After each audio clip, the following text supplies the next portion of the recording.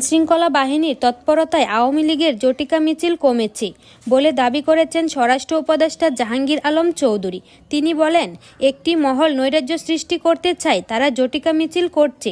তবে 244 জনকে হাতে নাতে আটকানোর পর থেকে এসব মিছিলের সংখ্যা কমে এসেছে, অপরাধের হারও কমেছে। যদি সবাই সহযোগিতা করে তাহলে এসব একসময় পুরোপুরি বন্ধ হয়ে যাবে। যখন দেশ নির্বাচনী মুডে ঢুকে যাবে তখন অপরাধও আরও কমে আসবে, কারণ তখন প্রচারণা শুরু হবে।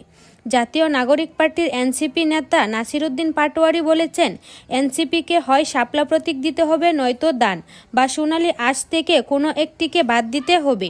বৃহস্পতিবার রাজধানীর আগারগাঁওয়ের নির্বাচন ভবনে নির্বাচন কমিশনের সঙ্গে 2 ঘণ্টা বৈঠক শেষে তিনি একথা বলেন। সিলেটের বিশ্বনাথে প্রভাব বিস্তার নিয়ে বিএনপির চেয়ারপারসনের উপদেষ্টা ও নিখোঁজ এম ইলিয়াস আলীর সহধর্মিণী তাহসিনা রুশদীর লুনা ও বিএনপির ভারপ্রাপ্ত চেয়ারম্যান তারেক রহমানের পররাষ্ট্র বিষয়ক উপদেষ্টা হুমায়ুন কবিরের সমর্থকদের মধ্যে ব্যাপক সংঘর্ষ হয়েছে।